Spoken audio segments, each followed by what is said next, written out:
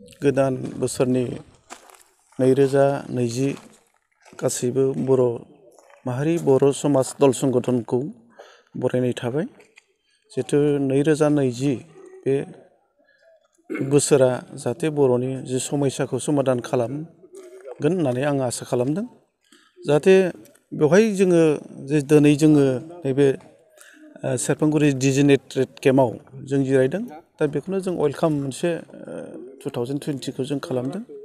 जाहाथे 2020आ मोनसे बर'फोरनि समस्या बा जे बर'फ्रा मोनसे गोबाव लं पेन्डिं जाबोनाय मोनसे इसुखौ लानानै नांबोबाय थादों। बे इसुखौ मोनफुंगोन होननानै जोङो मोनसे आसा आरो भारत सरकारा दिनै भारत सरकारजों जे सावरायदों बे सावरायनायाबो मोनसे आगबारिबाय थादों। हयथ' माने 2020नि जे गेजेरावनो जागोन होननानै आं आसा खालामो। गासैबो नैबे 2020 जे गोदान बोसोरजों लोगोसे आं गासिबो जाथि माहारि बा दल संगठनफोरखौ आङो जाहाथे 2020नि जे बे गोदान बोसोर बरायनायजों लोगोसे जाहाथे बयनिबो सुबुंनि जिउमाफ्रा मोजां जाहाथे जायो आं बेखौ खावलायो। जाहाथे बयबो माने आवगायलांनो हायो आं बेखौ खावलायदों।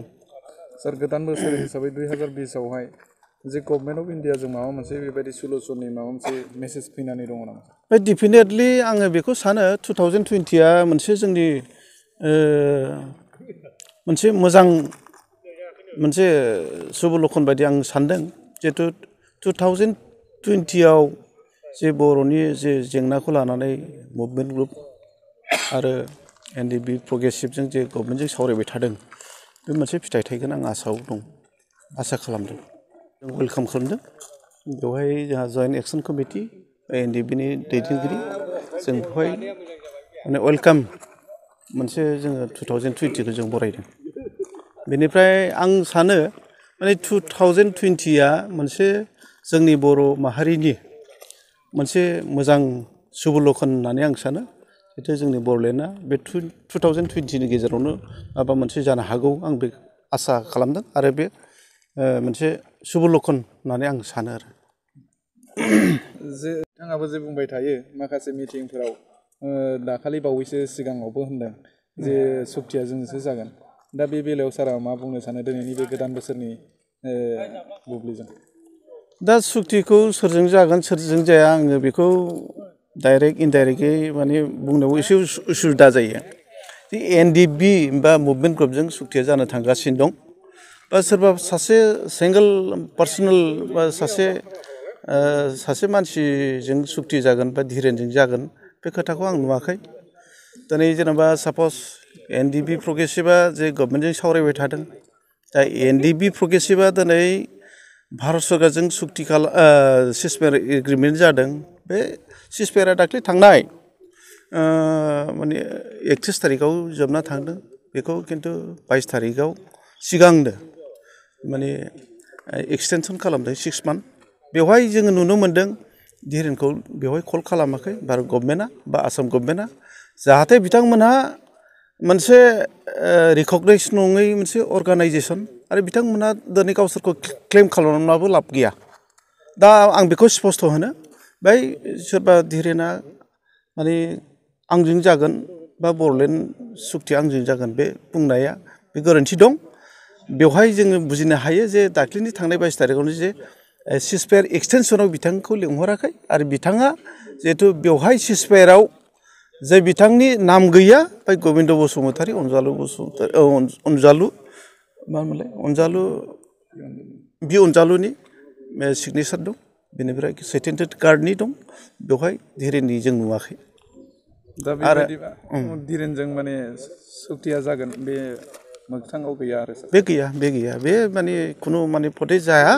आरो बिथांमोनखौ आं खावलायो बिथांमोना आननेसेसारि बुङालासे जिहेथु माने गावसोर जे एक्सपेल खालामजाबाय जिहेथु बिथांमोना सासे पाब्लिक होननानै सानना लानायासो मोजांसै। आरो जाय माने बिथांमोना गोनो गोथो बिथांमोनजों थांना दंहैयोमोन बिथांमोना जे उद्देस्यखौ जेन लानानै नांबोबाय थादोंमोन बिथांमोना फैफिननानै थानायनि बा जोंनाव जायगा दं दासिमबो आरो जों मस्ट वेलकाम। सोर नोंथांमोननि नांबोनाया आलादा बर' सोरजिनायनि दा समयसाया बेनो नोंथांमोननि सायाव 2020 मायथाइयाव बर'नि समयसाखौ समाधान खालामनो होनना बुंदों बे सुक्तिया माबायदि जानो हागौ? बे सुक्तियाथ' दिनै नर्मेन क्लेसारखौ जों जेबो बुंथ'नो हाया नामा मा फैगोन खिन्थु गभर्नमेन्ट अफ इन्डियाना मोनसे जे बर'नि गोलाव सम नांबोबाय थानाय आन्दलन खालामबोबाय थानाय बे समयसा बर'फोरनि जेंनाफोरखौ फोजोबस्रांनोसै बे खोथाखौ होनदों आरो बे समयसाखौ गभर्नमेन्टआ होनदों जे माने बे सुक्तिखौ आरो जाहाथे बर'फ्रा माने आन्दलन खालामनांफिना बेबायदि मोनसे सुक्तिखौ खालामगोन होननानै गभर्नमेन्टनिफ्राय आसा होदों। खुमगुरि एनडिपि प्रग्रेसिभनि डिजिगनेटेड केम्प बेयाव जोङो वेस्टार्न जननि जोंनि people's joint action committee for Bodoland movement आफाद लोगोसे एनडिपि प्रग्रेसिभनि जेसेबां कर्मकर्ताफोर दं दैदेनगिरिफोर दं बिथांमोनखौ लानानै जों दिनै गोदान बोसोरनि मुङाव जोङो मोनसे ओंखाम बोथिसे जालायनायनि गेजेरजों जों मोनसे सावरायदों बा गोदान बोसोरखौ जों बरायदों। दा दिनै प्रग्रामनि गेजेरजों जोङो गावजों गाव गाहाम हामलायथि बावलायलायदों जों दैदेनगिरिफोरनि मावथिफोरनि गेजेराव लोगोसे बे प्रग्रामनि गेजेरजों जोङो साफ्रोमबो बर' रायजो राजाफोरनिसिमबो जोङो गाहाम हामलायथि जासिदों जाहाथे थांनाय समाव जेरैबायदि गावजों गाव एना एनि बा न'खर दानायाव बा न'खर सामलायनायाव बा समाजनि माखासे खामानि जिहेतु बेले बेजे जालांबाय जाहाथे जों आसा खालामदों बे गोदान बोसोराव थांनाय बाराव जेखि जालांबाय जाहाथे बे गोदान बोसोराव गाहामैनो गाहाम जोंनि समाजनि हाबाफारि बा न'खरनि हाबाफारि बा संगठननि हाबाफारिफ्रा गाहामै गाहाम जालाङो जों बेखौबो आफा आनान गसाइनि खाथियाव दिनै आर'ज गाबदों। लोगोसे जोङो जे इसुखौ लानानै जोङो जोंनि मुभमेन्ट दोलोआ नांबाय थादों जों बेखौबो आसा खालामदों सरकारा खोथा होनाय बायदि होनबे 2020 बा 2020नि गेजेरावनो जोंनि जिहेतु बर' जातिनि समस्या बा जोंनि संगठनफ्रा जेखौ लानानै जोङो मुभमेन्ट खालामबोदों जाहाथे बे 20नि गेजेरावनो समाधान जाथारगोन होननानै जोंहा मिजिं दङ।